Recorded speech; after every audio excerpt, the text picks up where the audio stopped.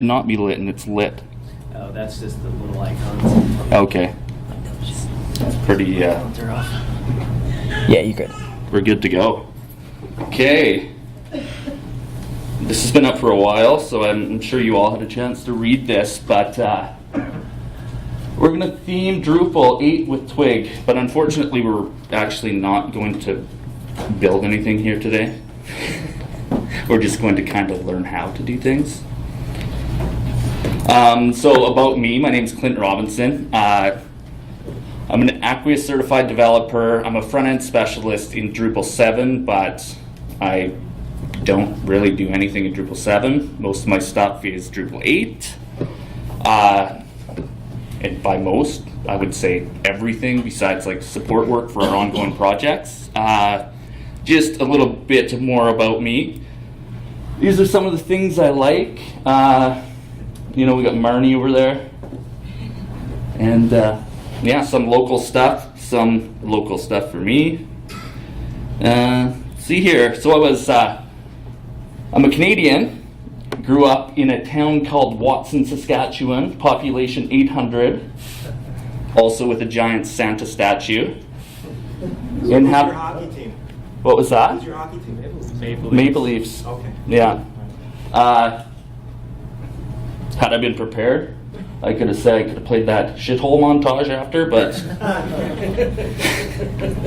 sadly I was not. Yeah, when I was 18, moved to Saskatoon, Saskatchewan for some college, then got my career start at these places. I'm a designer, I guess, by trade that's transitioned to front-end development over the last 5-ish plus years. Then in 2014, moved to Edmonton, Alberta, further west, further north, oddly not colder, but yeah. List places I was fired from, places I've yet to be fired from. It means I'm still there. Yellow pencil. We have an office in Edmonton, an office in Vancouver, and we're predominantly in the government space. Open source is where, you know, most of our kind of project forte is. We use Drupal predominantly, some other things sometimes. Yeah. Search, identity, service automation, and we're hiring. There's a bunch of us here. That row of people in the middle are my coworkers. They're nice. You can talk to them, I guess. Probably more approachable than me. Drupal and I. So I actually kind of got started with Drupal, I guess, in about 2009 as a designer when I was working at Rolco Radio in Saskatoon. We were dealing with, I believe, Drupal 5 sites at the time. I really didn't give a shit. Like, I literally did design work, handed it off, didn't care, and, you know, then you come back, 2014, you get, well, no, I guess it would be 2016 when I was axed from my job and I got my new job. I was like, oh, they use Drupal. It's like, I know about like 3 versions that goes Drupal, and didn't really, but that's totally cool too. But the one thing that I caught on to right away is like Twig. I'm like, I don't know anything about Twig, but this looks exactly like Django templates. It looks exactly like Liquid. I'm like, this is awesome. I know this without knowing this. And so instantly I was a valued member of this team, which is pretty sweet. So we'll get into theming Drupal, predominantly Twig stuff, nothing pretty, more so how to do Twig things. I was asked to come up with an analogy, differences between 7 and 8, and I was like, well, you can print stuff in 8, and you can do that in 7. And I was like, this is way better. So, new in 8, if you aren't super familiar, Logic in the templates was moderately frowned upon in 7. It's not in 8. You know, there's for loops in Twig, conditional statements. And some guy online that I saw, he's like, yeah, the double curly brackets says something, the curly brackets % does something. And I was like, well, good enough. That makes sense. Probably right. And I would say that I went through a bit of my code. I'm like, yeah, that's right. So some dev tools that are important for what I do personally. The services.yaml file, like that's pretty vital in terms of printing things in the DOM, debugging information, template suggestions. It's not on by default. You can find it in the site's default directory, rename the default you duplicate default.services YAML to just services YAML and change a few lines in that. I think it's the same on all versions of 8. I think it's on 58 and 78, but you'll find them. They're to do with the Twig debugging. They will make your life easier. Install Devel and Kint, which is a submodule. If any backenders want to do me a favor and patch this module somehow so I can set the levels so I don't have a PHP error all the time, please do that, because it makes me go a little angry. Template structure in 8, it's similar to 7. You have your fields, your nodes, the pages, the HTML template, menu and views. And this is another slide, where I could have had like an awesome montage after. I could have went billions and billions and billions. But I think Stable has like 250 plus templates, so it's like you can do kind of whatever you want with that. Well, you can get super granular. Biggest thing in Twig for me, like that I take advantage of pretty regularly, is just like the inheritance with Twig. And it's like inheritance explained. Twig's documentation does a pretty bad job of explaining it, so I actually stole Django's explanation. Basically, you build the base skeleton template and you define blocks, and you can override those blocks with the parent-child relationship. Blocks, not to be confused with Drupal blocks, totally different. It kind of annoys me that they're called the same thing, because trying to explain to someone, just put it in a block. And then they're like, what do you mean? And it's like, oh no, Twig blocks. And so, so the extend tag, that's the important thing that allows you to communicate between those two blocks with the child-parent relationship. It seems weird to say that, but I guess that's technically what it is. I've got this thing on the side here, just like if you're following along, if you're doing something, Twig tags that are used for this particular thing are predominantly block and extends. All of the examples I use are just from Stable. They're just me leveraging Stable. Personally, I'd probably go in and delete all this shit instantaneously, but that's me. And don't mean to criticize someone's work, it's just I don't use most of it. If we're looking at this here, probably the most important thing would be those last 3 or 4 lines there. So I would be wrapping that portion there just in a block tag, call it whatever you want. For this example, I called it node content. That's what it would look like. And so my node HTML file would remain unchanged with the addition of these 2 lines. Then I would take advantage of the services YAML information, debugging information, and I would be like, if I was theming my article, I would take a look at my suggestions there, and I would pick what I needed. Generally speaking, if I was using a lot of view modes, I would go with the full. If not, probably just the article. I would definitely be hesitant to theme anything with the node ID, which are the top 2, but circumstantially you might have to do that sometimes. But for the example here, I'm going to pick we're looking at this here. I would be using the 1, 2 up from that. That's what I'm using for the demo. And we'd take that, we would create a new node file, -- article, paste this content in it, and then you basically have a miracle. You have the exact same thing as you had before. So it's more or less useless. So, like you see here, nothing changed, but we're now using that template. And so people would ask, well, why do you do that? And, you know, the answer would be you would do that, and then you would, you know, take this article, this page, my new article, and then you would theme some field templates. But I hate field templates. I basically never use them.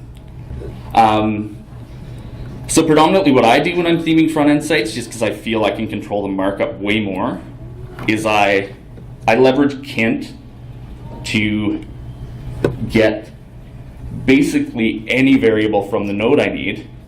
And so if we're looking at this example here, far down the page we can see that we have the body content.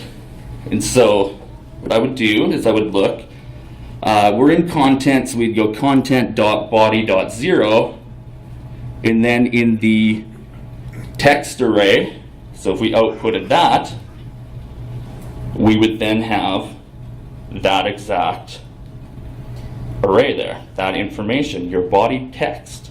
And so now you can replace the content variable with content.body0text, and you'd end up with your HTML code. Again, though, that's probably not ideal to be printing the tags. Like, you might want that to render properly.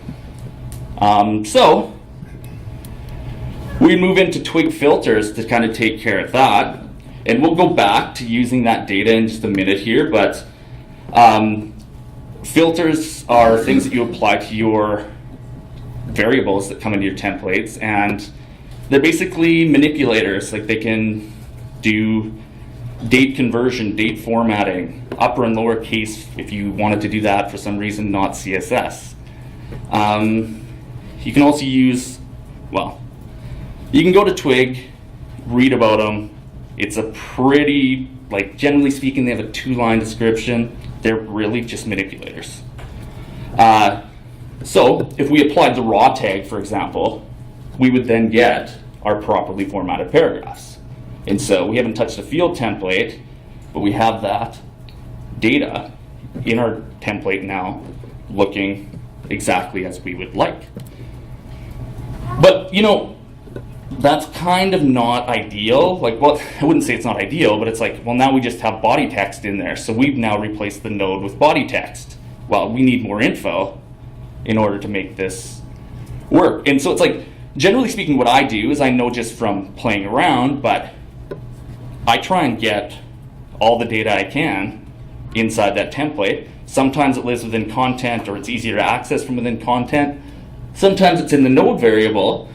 And so, for example, the title, I guess you could use label probably as well, but inside the node variable, you can do node.title.value. And then, I probably would never do this, but let's just say you wanted to always have them formatted in title case. So you'd just use like the title filter on that. So you could wrap it in an H1, and you end up with a, you know, perfectly formatted H1 exactly as you want it. You could also grab, I don't know, I use created time here. I think you can grab published time as well. But you can grab node.createdTime, put a date filter on that, and get it formatted, or have it returned with the PHP date formats. And so, you know, if we're going to take our node article now, we can now mark this up a little bit closer and cleaner to what we want, while still being just in the node article template. So we can take our article wrapper, add the H1. You know, I probably should have classed that, but I didn't. We could have an article meta div with the time, and then we could have the body. And you know, there's other stuff you can get, like for example, if you have the tags in there, you can add a for loop in here, and you can loop through your content.field tags and just grab the fields. Like again, I would just leverage Kint to grab this information. I would loop through them, and I would output my tags. So it's like, or an image, you know, like file URL, that's a Twig function, that's Drupal specific, but that will take a node field image entity file URI, and it'll convert it to a file URL. There's also modules like Twig tweaks that'll allow you to put like Drupal specific image filters on there. That's a good one. I use it on a lot of projects. But basically you can end up with pretty much like as ideal as possible for styling. At least it's my personal ideal. And you could end up like creating something like this. I know it's basically a wireframe, but very easily, all within one template, all with your exact classes, everything you would want. So, you know, you have that. That's a pretty powerful thing. Didn't use a single field template. There is cases you'd probably have to, but if I don't have to use them, I won't. And, you know, if you go back here, and like there's other things you could do. If you didn't like node created time date, you could use the set Twig tag. You could set a variable. You could change that to date, and you could have that filter, and then you could just go curly brackets date. So you could set all your variables at the top, do whatever you wanted, and then you could really clean up your template even further. You know, and that would be a good case for that would be, let's say you named a variable something at one point in time when you were setting up your templates, and then someone's like, oh no, that's actually going to be this name instead. And you're like going through someone's template, and it's like, oh, they're using the service variable for like a category or something stupid like that. And then you're like, this doesn't make any sense. And so you could just go at the top and basically redeclare it with a more fitting name. So just something to keep in mind there. Another thing that I was in my description of my talk, I said I was going to like get pretty in depth with this, but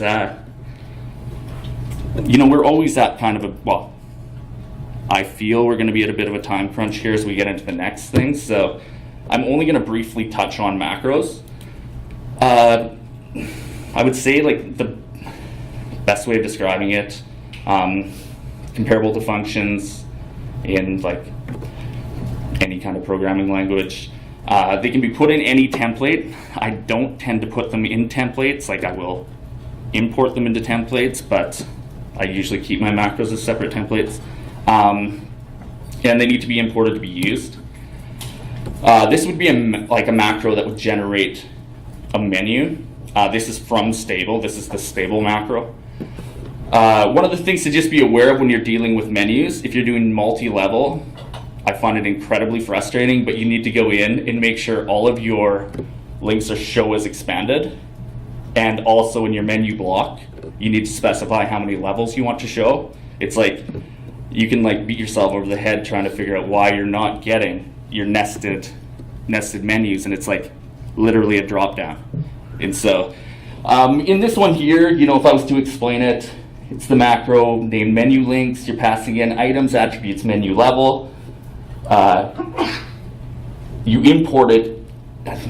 Menus are a little weird. You kind of need to import them twice, once at the beginning of your document and then once inside of itself. And then you're just basically checking if items. I don't really understand a case where you wouldn't have items.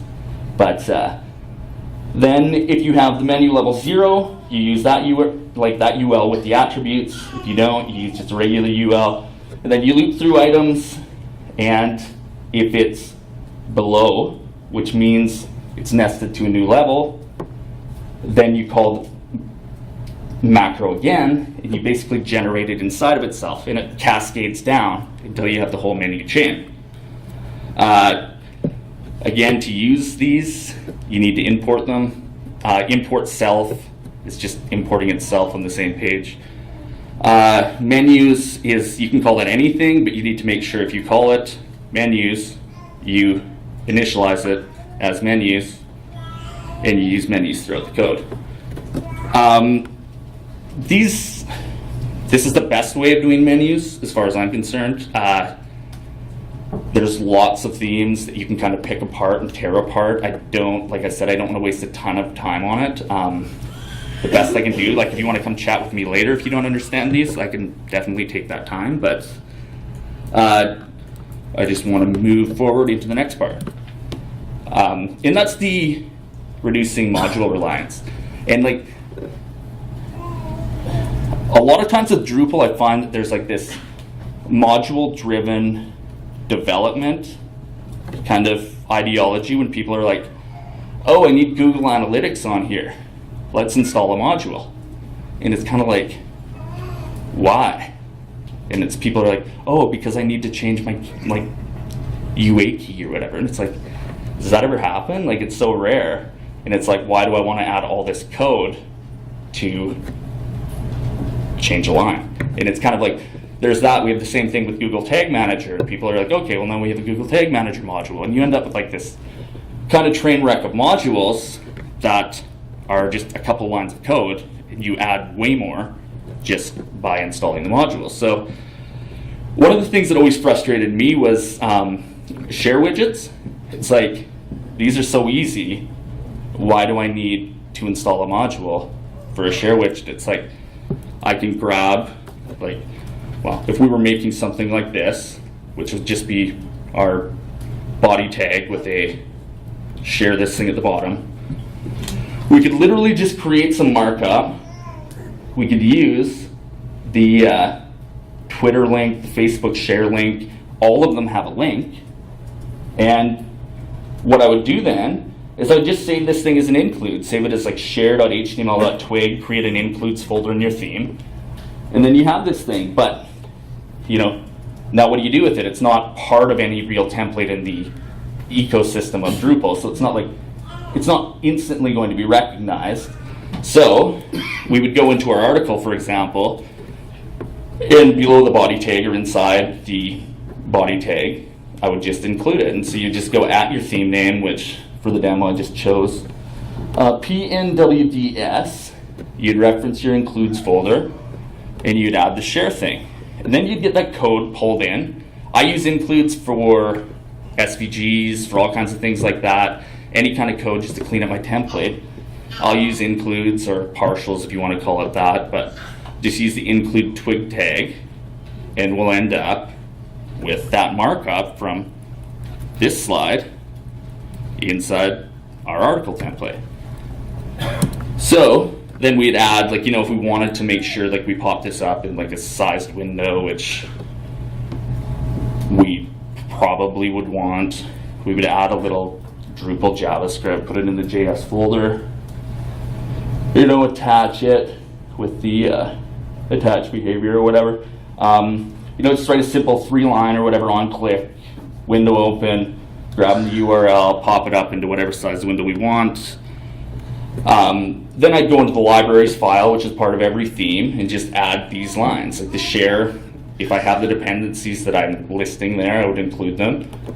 And then you'd take, like, you'd have that, but that kind of gets you in that same spot as earlier. You've created this JavaScript, but it's like, it doesn't live anywhere right now. It lives just in the theme. It's not on any page. So you would use an attached library tag, which again is a Drupal specific Twig function that you could pass in the name from the library. Again, you would, I believe I'm supposed to have an @ symbol there. Maybe not, I can't. That is perhaps my mistake. But at the top of the share file, you attach that JavaScript. And that JavaScript is going to be loaded everywhere where you have a share widget. And so it doesn't need to be in your compiled main.js or anything like that. You can have it separate, minified, and just pull it in kind of as you need it. But for example, like, you may have a design like this. You may have that share widget at the bottom, and maybe you want to have a share widget at the top as well. So you probably wouldn't want to write that code twice. You probably wouldn't want to make 2 includes. So what I'd probably do in a case like this is at the top of that share include, I would just add a Twig tag here, and I would set a modifier class. And I would, so right now, basically, I'm just setting a class on the same div as share, that is share dash dash default. And so for my default share at the bottom, it's going to keep that class. But let's say I wanted to add that share to the header there. I would pass in the modifier using with the include, and I could change the default variable to share dash dash header. And then in my styles, I can style the default how I want it. I can style the share how I want it. And I maintain the exact same markup. And as you can see here, this would be what it would output. You would get your share class on both divs. You get the share header and the share default. Pretty awesome. You could add a million more. You could also use the same with tactic to, let's say you had a content type on your blog, you wanted to have share this post. On any other page you could have, you wanted it to be share this page. You could override page with post if you used a variable. And so it's pretty powerful in that. It can be used in any template as well, but this is just kind of my example. To recap the whole thing here, like the Drupal template ecosystem isn't exactly ideal for front-end development.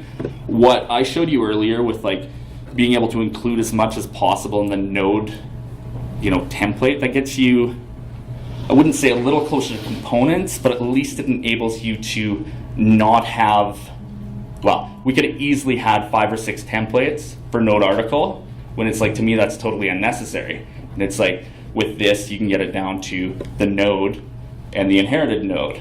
And and that's one of the huge benefits. The other is like the Twig manipulation with the filters. If you need, for some reason, to have all your data consistent, you can use that, for lowercase or whatever. If you're dealing with a table or something like that, people are always entering cities as all capitals, and people are always entering cities as like all lowercase. You can equal that out without writing really any JavaScript. It'll change your actual markup. So it's pretty powerful, pretty awesome. In terms of the future of like Drupal templating, I'm going to make the assumption that it's going to get a little more component based. So some of this stuff may become easier to do right in core. Right now, unfortunately, without a lot of effort, it's not incredibly easy.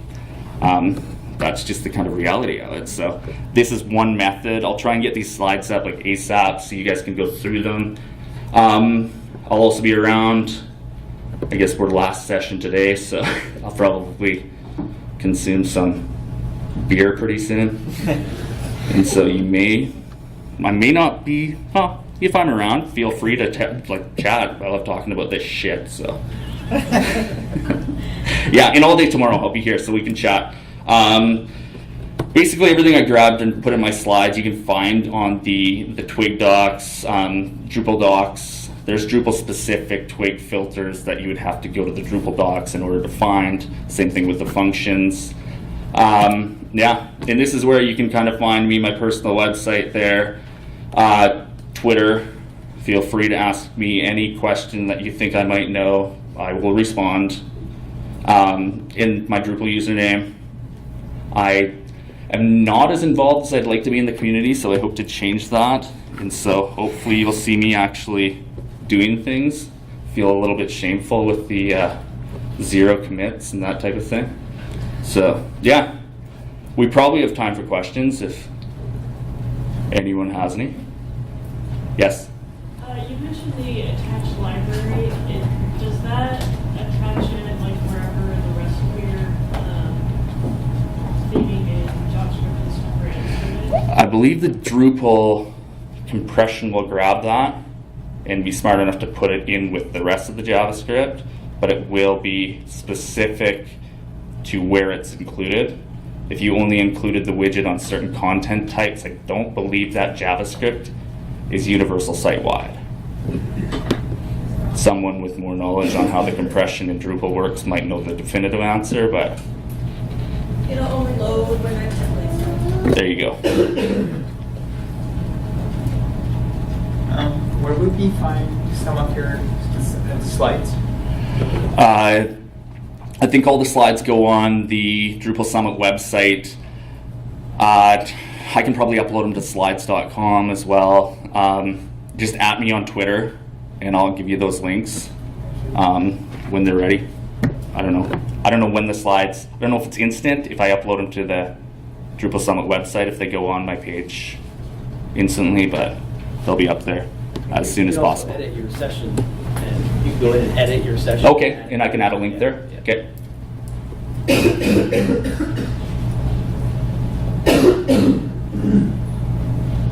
Well, yeah, if you... I had a question about blocks.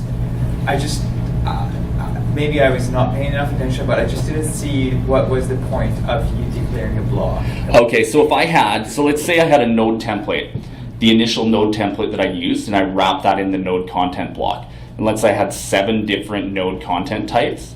I could then override that block with only, I'll go back to that slide and try and explain it. That'd be awesome. Because I understand what you're saying.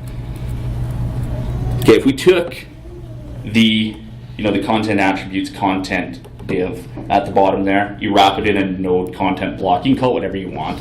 I picked that.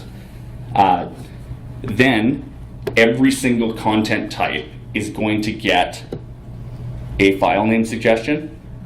And so if we have articles, if we have, I don't know, what's it called, events, all nodes, but very specific theming requirements. So you could create a node dash dash event or node dash dash article, and your file would literally just need to extend node.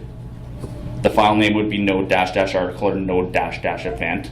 Extending it would only replace what's inside node content from its parent template. So you would get all of this markup transferred over, and you would only be replacing this section. And so that's what you would be replacing with the with something like this.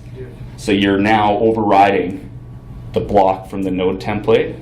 So you refactored your bigger parent template. Basically, you write way less lines of code by using inheritance, because you only need to override you can put a block around anything, but it's like you get all that additional code on the top and bottom of this block while only changing and cycling that in and out. So it enables you to basically create one node template and then create the child templates while extending them. Makes sense. So then, if you wanted to change one of,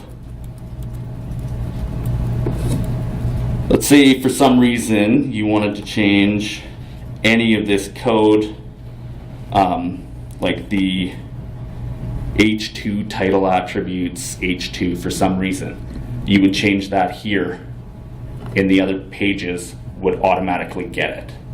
So you find your biggest common denominator and you will keep that in your node template. More or less, yeah. And then with blocks, you fine tune it to that content type. Yes, the specific Twig block would override anything that's in here. Now there's also ways, if you wanted to add on, you could use things like parent, which is that Twig function, and you can actually you can get the parent data, and it'll be placed above or below your new stuff as well, like if you happen to have a use case for that.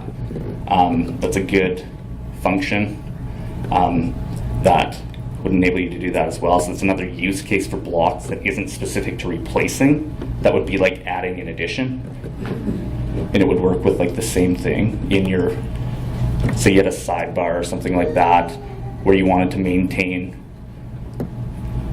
certain sidebar content, like maybe a navigation or something like that inside. It'd be weird in Drupal, but if you wanted to do that and then you wanted to add some specific call to actions below the sidebar, you could use the parent function and it would insert the sidebar, and you could still list your new code well inside your child template. So you could add on to it rather than replace. It's things like that. I don't know. Any more questions? Yeah, just we can chat it through too. I can show you examples of how it works in the real world as well. Awesome. Yeah.